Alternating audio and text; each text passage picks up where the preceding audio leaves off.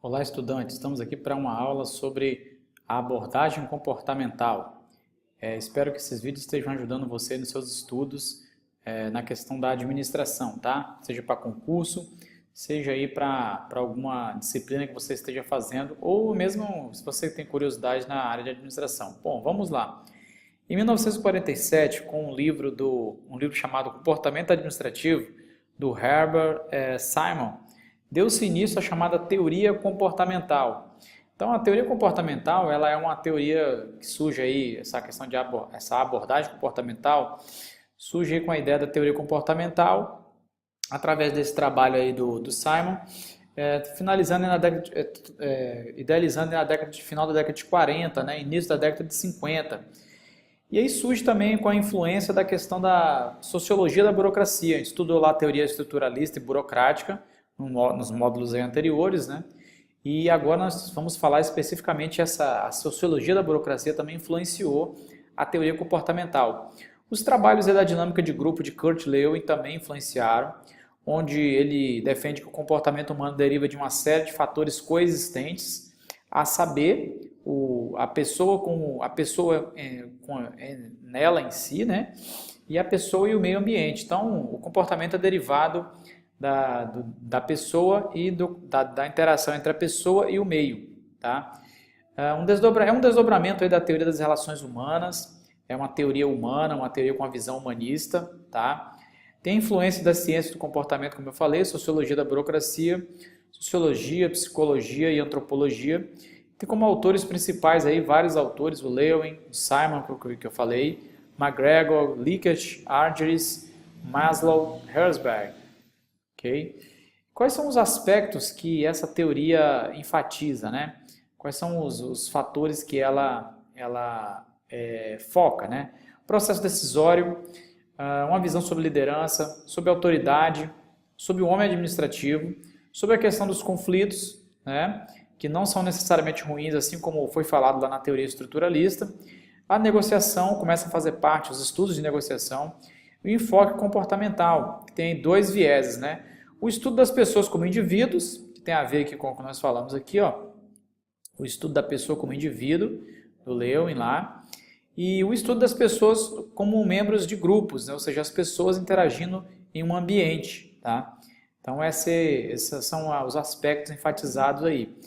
Bom, as características a teoria comportamental, ela vem ratificar, né, as características do ser humano, considerando que o homem é um animal social, é um ser dotado de aptidão aí para viver em sociedade, tá? O homem é um animal dotado de um sistema psíquico, as emoções, a personalidade, tudo isso passa a ser considerado a partir da teoria das relações humanas e até aqui também. A questão do homem, a capacidade de linguagem e raciocínio do homem, começa-se a ver plenamente essa questão, né? Já começou também na TRH, mas começa a ver plenamente aqui que o homem tem capacidade de raciocinar, de ter ideias e de se organizar através da linguagem. O homem é um animal dotado de aptidão para aprender, ou seja, nós seres humanos temos uma aptidão de aprender e reaprender, e isso pode contribuir para uma empresa. O comportamento humano é orientado a objetivos, as pessoas têm objetivos, sejam eles às vezes não muito bem definidos ou objetivos assim sociais, mas as pessoas têm objetivos e isso a empresa tem que, a partir daqui da teoria comportamental, as empresas começam a ter o interesse de alinhar os interesses da empresa com os interesses do empregado, tá bom? O homem caracteriza por um padrão dual de comportamento, ora o homem está competindo, ora o homem está colaborando, né? Ele está contribuindo com o grupo. Então esse é um padrão dual de comportamento. A abordagem comportamental, ela se subdivide em duas.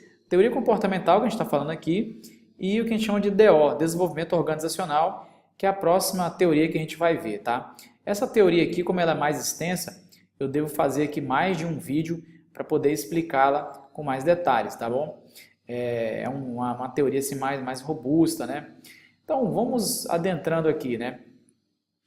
A teoria comportamental, ela foca nas novas proposições sobre liderança, novas teorias, né? Sobre liderança, não, sobre motivação, tá? Perdão. Enfocando, por exemplo, o modelo de necessidades de Maslow, que é um modelo bastante conhecido, se você nunca viu aí, se quiserem, eu posso deixar um material aqui nos links aqui, algum material para você, alguma apostila, algum material que possa te auxiliar. Mas basicamente o Maslow, Abraham Maslow, foi um psicólogo social e ele idealizou um modelo de 5 estágios, onde é um modelo de pirâmide, né? Onde as necessidades mais baixas aqui são as necessidades gregárias, né? Fisiológicas de segurança, onde a pessoa a necessidade fisiológica é a necessidade de comer, de beber, de dormir, necessidade de ter o seu nível de sobrevivência básico atendido, tá? Depois que o ser humano está com o seu nível de necessidade básica atendido, ele começa a partir para um segundo nível, que é o nível de segurança. O homem tem necessidade de se sentir psicologicamente seguro. A questão é de uma empresa, a empresa ela oferece uma carteira assinada, por exemplo. É um exemplo claro de que a empresa está focando na questão da necessidade de segurança da pessoa. O contrato de trabalho, né? Toda essa questão dá uma margem de segurança para a pessoa. E aspectos como recebimento do salário em dia, isso também causa uma sensação de segurança nas pessoas e isso ajuda a pessoa a ter, isso pode ajudar a ter uma motivação. Tá? As necessidades sociais, como Maslow falou, nós precisamos de estar em grupo, isso já vem desde a nossa infância, né?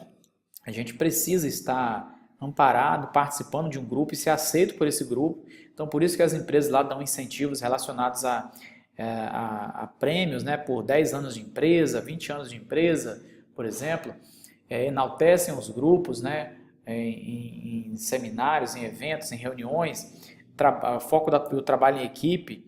Então, assim, hoje é muito valorizada essa questão da pessoa ter uma habilidade de trabalhar em grupo, então isso é uma necessidade social. Os seres humanos precisam disso, tá? A outra necessidade é que a gente chama de autoestima. O ser humano precisa se sentir valorizado, ele precisa valorizar a si mesmo, ele precisa ter um ambiente onde ele tem incentivos para poder ele ter uma satisfação no seu ego, né?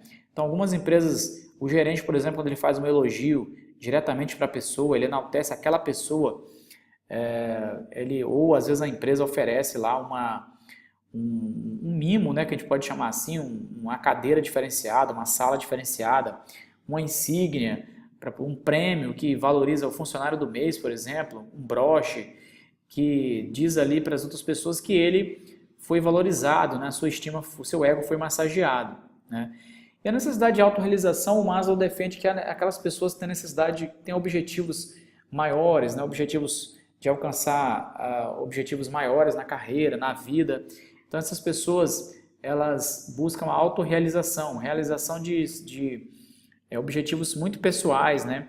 Tem a ver às vezes com altruísmo, com a questão da ética, questão social, tá? Então, basicamente isso. O modelo 2 fatores de Herzberg, também muito conhecido, que a teoria comportamental enfoca, ele define a motivação da pessoa em 2 dimensões. A dimensão higiênica, que é tudo aquilo que a empresa oferece para poder valorizar o trabalho de uma pessoa, são incentivos externos, como por exemplo, o salário em dia, né? A empresa oferecer equipamento de produção individual, a empresa ter boas condições de trabalho, tudo isso são fatores higiênicos.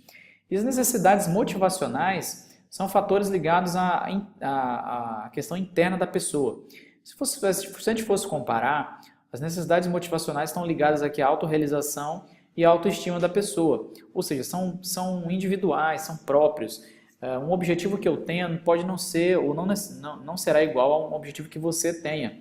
Então, cada pessoa tem um rol de objetivos que aquilo que realmente o Herzberg diz que essas necessidades motivacionais são as que realmente fazem a motivação acontecer. Poderíamos dizer assim que as necessidades higiênicas são 20%, né, se a pessoa tiver, e as necessidades motivacionais são aí 80% da motivação de uma pessoa. Então o Herzberg defende que a motivação realmente ela vem das necessidades motivacionais, na sua maioria. Agora a chamada teoria X e Y, né, de McGregor, eu até esqueci de colocar aqui, McGregor, ok? É uma teoria que foi formulada pelo McGregor visando aí uma visão dual das pessoas, né? McGregor fez uma pesquisa, identificou nas empresas pessoas X e as chamadas pessoas Y. As pessoas X, para eles são as pessoas preguiçosas, né? indolentes, elas não gostam de trabalhar, elas têm uma motivação apenas no dinheiro, algo assim, tá? E a pessoa Y é o ideal, né? Aquela pessoa proativa, aquela pessoa que busca desenvolvimento próprio, criativa, etc, tá? Então, o modelo X e Y foca nessa, né, uma dimensão dupla, né, da personalidade humana. A questão, uma crítica aqui é que o McGregor ele não defende direito a seguinte questão, né? Nós, em alguns momentos, somos pessoas X e em alguns momentos somos pessoas Y, né? Então, assim, não existe realmente uma pessoa só X e uma pessoa só Y. Tem momentos na carreira e na vida que você está uma pessoa X, tá? Então, é até uma questão, uma crítica que é feita a esse modelo aí da teoria XY de McGregor. Mas, para o contexto da época, foi uma teoria bastante interessante.